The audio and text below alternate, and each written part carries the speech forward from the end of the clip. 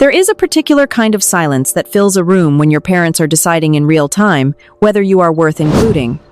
It is not loud, it is not dramatic.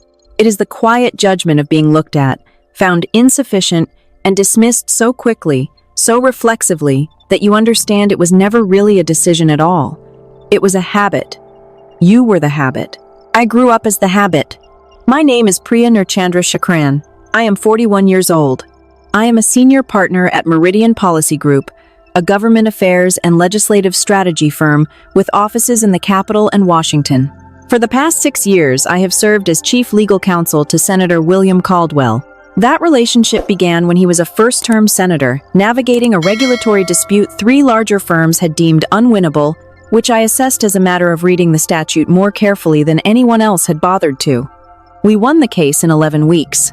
He called me the following Monday. "I want you on everything," he said. I told him our retainer structure. He did not flinch. That was 6 years ago. Senator Caldwell is now in his 3rd term, chairs the Commerce Committee, and depending on which political forecaster you read, is either a likely presidential candidate in the next cycle or the most influential non-candidate in the party. Either way, he does not make significant moves without calling me first. My parents do not know this. They know I am a lawyer. They know I have an office downtown because my father drove past it once and commented on the difficult parking. They know I work in politics somehow, which is how my mother described my career at my cousin's wedding 2 years ago, to a table of relatives who nodded politely and moved on to more interesting subjects. What they do not know is the shape of the life I have actually built. I stopped offering that shape to people who used it for target practice. My father, SureShare, came to this country at 26 with an engineering degree, $100, and the ferocity of a man who has decided failure is not a language he will learn. He built a civil engineering consulting firm from a single room above a hardware store and grew it over 30 years into a company with 40 employees and a solid regional reputation. This is genuinely impressive. I have said so repeatedly and sincerely. The problem is not that he built something. The problem is that he built it and decided it entitled him to judge the construction quality of everyone else's work, particularly mine. My mother, Kamala, is a more complicated architecture. Warm, generous, funny in 3 languages, and capable of devastating precision when she feels her family's social standing is being threatened. She loves me the way some people love expensive things. They are afraid to use carefully, from a distance, always slightly worried I will embarrass her. I was not the child they expected, I argued. I read instead of socialized. I got into Georgetown Law and came home for the summer after first year to spend 3 months in a low-grade argument with my father about whether law was a respectable career for a woman or merely a placeholder until the correct life began. The correct life, in his framework, involved a husband first and ambition second, ordered in that priority without exception. I have a husband. His name is Daniel Chandra Shakran, and he is a cardiologist. My parents adore him completely, a completeness they have never extended to me. When Daniel speaks at family dinners, my father leans forward. When I speak, my father checks his phone. Daniel finds this enraging, in a way I have long since moved past. "You are literally more accomplished than anyone at that table," he said once driving home from a particularly helpless family dinner. "And they treat you like you're still 17 and failing calculus." I never failed calculus. I know. That's my point. Daniel knows everything about my career. He has been at firm dinners, legislative receptions, quiet celebratory drinks when we won the Caldwell case in year 1. He has watched me build this for 12 years and cheered at every floor. He is also the reason I haven't walked away from my family entirely, not because he counsels patience, but because he loves them in the fearless way of someone who came from a family simply kind to each other. He cannot quite believe the other kind exists, which keeps me connected to mine through the borrowed warmth of his incomprehension. The business was called Newfield Consulting's New Division, an infrastructure advisory practice my father had been developing for 2 years to serve state and federal contract opportunities. 40 years of civil engineering work, a new regulatory landscape, and a genuine opening in the market. On paper, it was sound. My father had the expertise. He had the relationships. What he needed, he had determined after months of research, was political visibility, specifically an endorsement from a senator with infrastructure credibility and national profile. He had landed on Senator William Caldwell. I learned about this at Sunday dinner in October when my father spread his materials across the dining room table between the rice and the dal and began presenting his strategy with the focused energy of a man who had been rehearsing. He had prepared a packet, talking points, a letter of introduction from a local Chamber of Commerce contact who had a distant connection to someone on the senator's constituent services staff. "This endorsement," my father said, tapping the packet, "will open every door we need. Caldwell's name on this is worth 5 years of cold outreach." He was not wrong. I know exactly what the senator's endorsement is worth because I have spent 6 years understanding the value of every tool in William Caldwell's political toolkit, and infrastructure endorsements are currently among the most leveraged. I said nothing. I was eating. I was quietly doing the arithmetic of the situation, measuring the distance between what I knew and what my father knew, and what the consequences might be of closing that distance versus leaving it open. My mother looked at me across the table. "You work in politics," she said in the tone of someone acknowledging a minor hobby. "Do you know anything about Senator Caldwell's office?" "A little," I said. "We have a contact," my father said, not looking at me. "A constituent services staffer. It's handled." "I'm sure it is," I said. "This is very high-level work." Deliberately, my mother added, "Delicate political relationships are not something you can just navigate without experience." I looked at my Dow. "Of course," I said. "It's not something for people who couldn't even hold a real job," she said. Her voice was not cruel. It was matter-of-fact, the way you state a category. "Priya is not equipped for this. These are simply facts." I picked up my coffee cup. I nodded quietly. I said nothing. Daniel across the table had gone very still in the way he goes still, when he is performing extreme self-control. I did not look at him.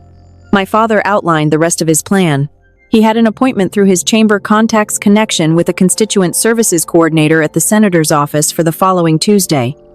He would present the packet. He would make the case. He was confident. "Good luck," I said when he finished. He nodded, already moving on to something else. I should explain what my relationship with Senator Caldwell actually looks like, because Chief Legal Counsel is a title that can mean many things, and in this case, it means something specific. I am not on his official government staff. Government Legal Counsel is a separate position filled by someone from the Senate Legal Office. What I am is his outside counsel on everything that exists in the complex territory between his legislative work and his external obligations. Campaign finance compliance, constituent contract reviews that carry legal exposure, the regulatory work that flows from his committee assignments when it touches private sector clients who retain our firm, and the ongoing strategic legal advice that a senator in his position requires from someone he trusts completely and who operates outside the government's official structure. I talk to William Caldwell an average of 4 times a week. I have his cell number, he has mine.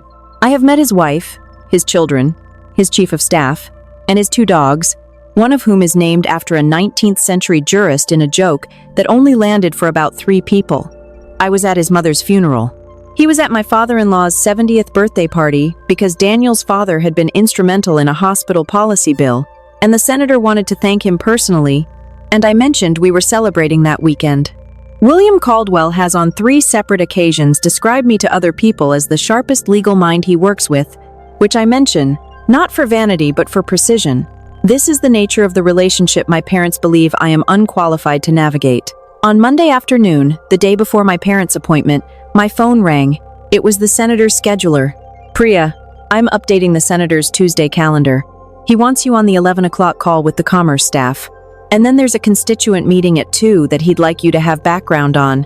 Infrastructure Advisory Company, Regional, looking for endorsement consideration. Name is Newell Consulting." I sat with that for a moment. "I'll take a look at the file," I said. "Great. He may want you available by phone during the meeting." "I'll be available," I said, and hung up. I looked out my office window for a while. The city was doing its Tuesday thing. Gray October light, the slow southward movement of bureaucratic urgency. I thought about calling my parents. I thought about what I would say, how they would receive it, and whether the warning would be processed as information or interference from the daughter who doesn't understand high-level work. I did not call. I told Daniel that evening, He was quiet for a moment and then said, "What are you going to do?" "Nothing," I said. "I'm going to be available by phone during their meeting if the senator needs me." "That's my job, Daniel. That's my job," he understood. He also understood what I wasn't saying, that I had tried many times to close the distance with my parents and had been turned away each time with such efficient certainty that eventually the attempting became more painful than the distance. I had made peace with the gap. What was happening Tuesday was not something I was engineering. It was simply what my life looked like from the outside, finally becoming visible from the inside. Daniel refilled my wine glass. "Tell me what Kavya did at school." Our daughter, Kavya, is 8 years old and currently conducting what she describes as a scientific investigation into whether our cat theorem prefers classical music or silence. She has a notebook. She has a methodology. She is the most rigorous 8-year-old I have ever encountered, which Daniel says she gets from me, and I say she gets from him, and we are both probably right. I spent 20 minutes telling Daniel about the latest entry in Kavya's research log, and felt the weight of the week redistribute itself into something manageable. This is the life. This is what exists outside the drama of Tuesday. A child with a notebook, a cat with a name, a husband who refills your wine glass and listens to the parts of your day that actually matter. I have worked very hard to build this life. I will not let Tuesday distort my understanding of what I have. Tuesday came unremarkably, without ceremony, with the usual stack of emails requiring the usual calibrated responses. At 1:45, I was on a call with our Washington office about a Commerce Committee markup when my assistant knocked and held up a note. "Senator's office there at 2. Going well. Might want you on standby." I wrapped the Washington call, moved to my desk, and opened the background file on Newwild. Read through it for the second time. Clean company, solid engineering reputation, real expertise. The endorsement ask was legitimate. My father was not wrong about the strategic value, and he was not wrong that his firm deserved consideration. What he had miscalculated was the geography. At 2:17, my phone rang, Senator Caldwell's direct line. "Priya, I have a situation. I saw the file. Nold Consulting. You know them. They're my constituents." Silence. The specific silence of a man who is very good at processing information, recalibrating in real time. "Your parents are in my conference room right now." I knew. They don't know I work for him. "No," I said. Another pause. I could hear very faintly in the background the ambient sound of the wood-paneled conference room on the 3rd floor where constituent meetings happen, where my parents were sitting right now, rehearsed and polished with their packet. "What would you like me to do?" he asked. This was William Caldwell at his best, not assuming, not deciding for me, asking the actual question. I said nothing different. Evaluate the endorsement on its merits. I'm not asking for anything either way. I thought about my mother's voice at Sunday dinner, not something for people who couldn't even hold a real job. I thought about how long I had been holding this particular job, and how well and completely invisible that holding had been to the people who were sitting 20 blocks away in a senator's conference room, believing they were navigating a world I didn't understand. "I think it might be useful for them to know the context before they leave," I said. He was quiet for a moment. "How do you want them to know?" "Naturally," I said, "however it happens naturally. For what it's worth, your firm's work for my office has been exceptional. I'm going to tell them that." "That's your call," I said. "It's also the truth." He hung up. I looked at my phone for a moment, then put it face down on my desk and finished my coffee, waiting. At 2:41, my phone buzzed. A text from a number I didn't recognize, which resolved when I opened it into a message from my father's cell. "Call me when you can." This was unusual. My father does not send texts that ask to be called. My father sends texts that contain information and require no response. The asking was new. I called. He answered on the first ring, which was also new. "Priya." His voice had a quality I had not heard before, not chastened exactly, but something adjacent, something that had been compressed and was now slightly less compressed. "Dad, how did the meeting go?" Pause. "We met with Senator Caldwell." "I know. How did it go?" He was very thorough. He had read the full file. Another pause. "He spoke highly of his legal team, his outside counsel." A longer pause. "Meridian Policy Group," I said. Silence. He continued slowly. "His chief legal counsel has been with him for 6 years, that she is Indispensable. He said he wouldn't make a significant legal or strategic move without her input. Then his secretary came in to confirm his 4 o'clock. She said the chief counsel had been on standby during our meeting in case the senator needed to consult. I said nothing. Priya, my father's voice had dropped. Is that you? Is that your firm? Yes, I said. The silence that followed was long enough that I counted it not deliberately, but because I have a habit of measuring silences the way you measure distances to know what you're crossing. You didn't say anything. You didn't ask. You could have told us. I tried to tell you things for a long time, I said. You were usually busy. Another silence, different texture from the first. Less shock, more something beginning to understand itself as a different kind of feeling. He's going to consider the endorsement, my father said. Caldwell. He said he'd have his team review the full application and respond within 30 days. That's his standard timeline. I said it meant he was taking it seriously. His team, my father said. That team will be thorough and fair. I said whatever they decide will be based on the merits of the application. I want you to know that clearly. I haven't said a word to him about your company, except to confirm the family connection when he called me. You could have helped us, he said, genuinely uncertain, parsing something. I don't know that I could have, I said. Not without compromising both my professional relationship and your application's integrity. If the endorsement comes through, you need it to be real. You need it to be because your company earned it, not because of me. He was quiet for a moment. That's a careful way to think about it. It's the only way to think about it, I said. It's my job. The word landed between us. My job. The job that wasn't real. The job for someone who couldn't hold one. I heard him exhale. Your mother wants to talk to you, he said. My mother came on the line with the energy of someone who has been waiting to speak for several minutes, composing and discarding openings. Priya, she said. Mom, the senator's office, I said. You've been working for him for 6 years. Chief legal counsel, outside counsel technically. I'm not government staff. 6 years. He seemed to be doing the arithmetic. That's since before his second term. Since the first term, I took the retainer in my 3rd year of practice. And you never? She stopped. We didn't know. No. Why? In her voice was something I hadn't expected. Not embarrassment, though that was there too, but something raw. Something that wanted to understand genuinely how the gap had grown this wide. I thought carefully about what I wanted to say. Not what would hurt most, not what would vindicate most, what was actually true. Every time I tried to share something about my work, the conversation moved on to Derek's projects, or who was getting married, or what I should be doing differently. After a while, I stopped offering. I didn't stop doing. I just stopped offering. Silence. Sunday dinner. She said what I said about Mom. I stopped her gently. I'm not interested in the apology right now. I'm interested in whether this can be different. That's the only question that matters. Can it be?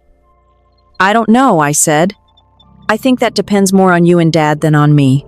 I'm not angry. I've been living a life that you haven't seen, and I've made my peace with that. What I don't know is whether you want to see it now. A long silence. Outside my window, the October afternoon had gone the color of old copper. That particular late daylight that makes the Capitol look like a painting of itself. Daniel said. My mother started and stopped. What did Daniel say? Last Christmas when you'd gone to get Kavya from the car. She doesn't talk about her work because the last 20 times she tried, nobody asked a follow-up question. And your father laughed and said Daniel was being dramatic. Pause. He wasn't. Kavya, my mother said, shifting. How is she? She was doing some kind of science project, and there was the small motion, not a healed wound, not a resolved history, a question asked about my daughter, a genuine one, a question that had not been preceded by a performance of interest but was simply quietly interested. She's investigating whether our cat prefers classical music or silence, I said. She has a hypothesis and a control group. My mother laughed, a real one, surprised out of her. She's exactly like you were, she said. I know, I said. Dad used to say I asked too many questions. Pause. He was wrong about that.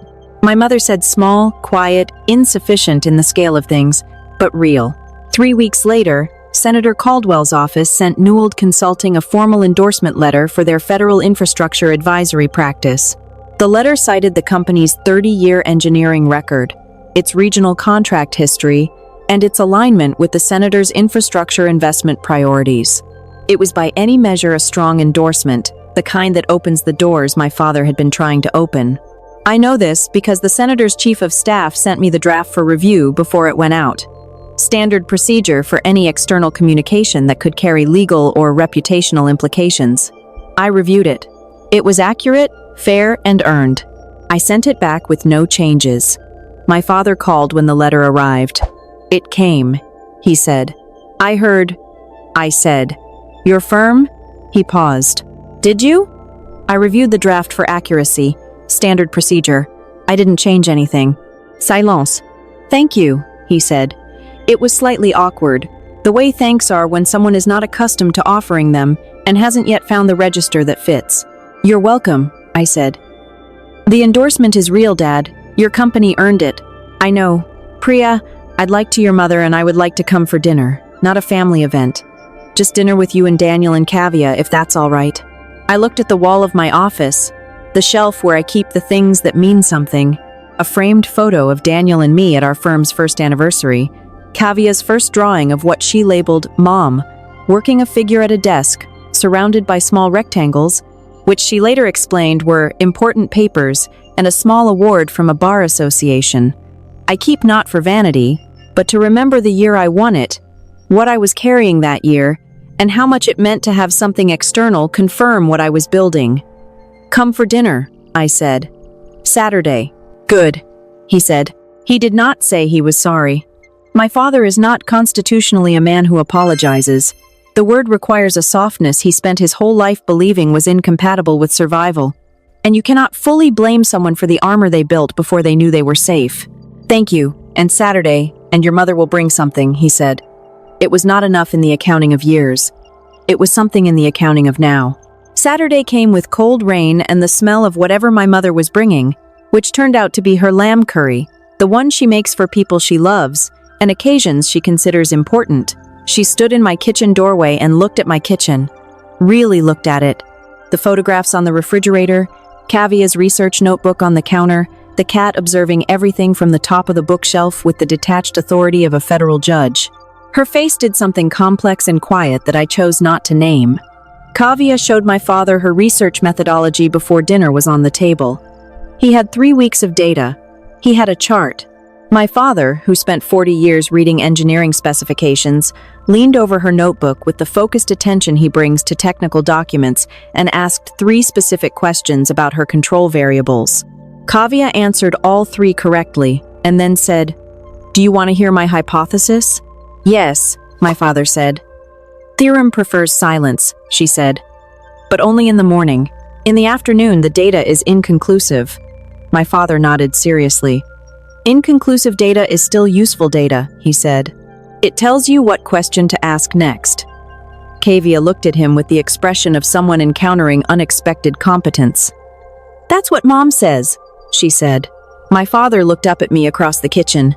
I was standing at the counter with a glass of wine, watching. I did not smile exactly. Something in my face acknowledged something in his. It was not forgiveness. Forgiveness is a much longer road than one Saturday, and I have learned to mistrust speed in the healing of old damage.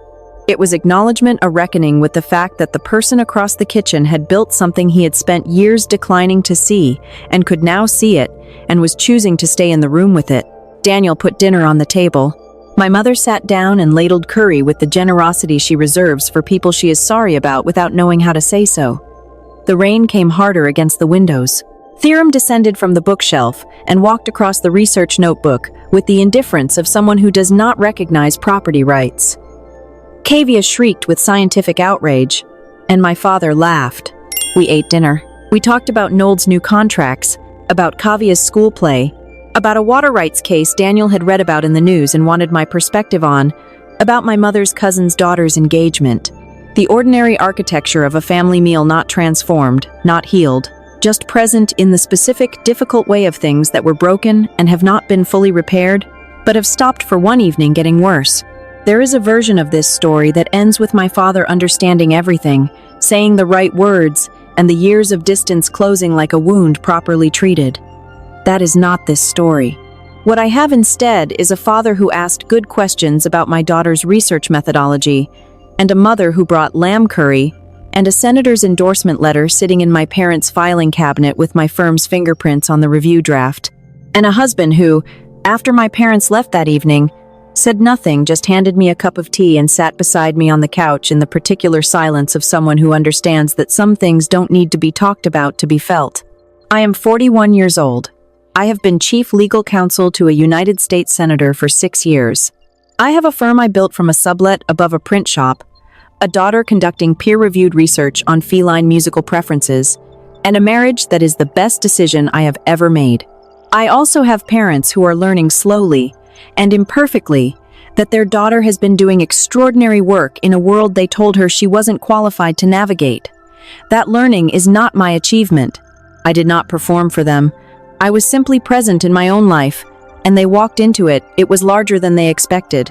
Now they are deciding slowly, privately, on their own time what to do with that information. I am not waiting on their decision. I have a full life to return to. I left the door open. Some people will walk through it when they're ready. Some take longer than you hoped. You keep living anyway.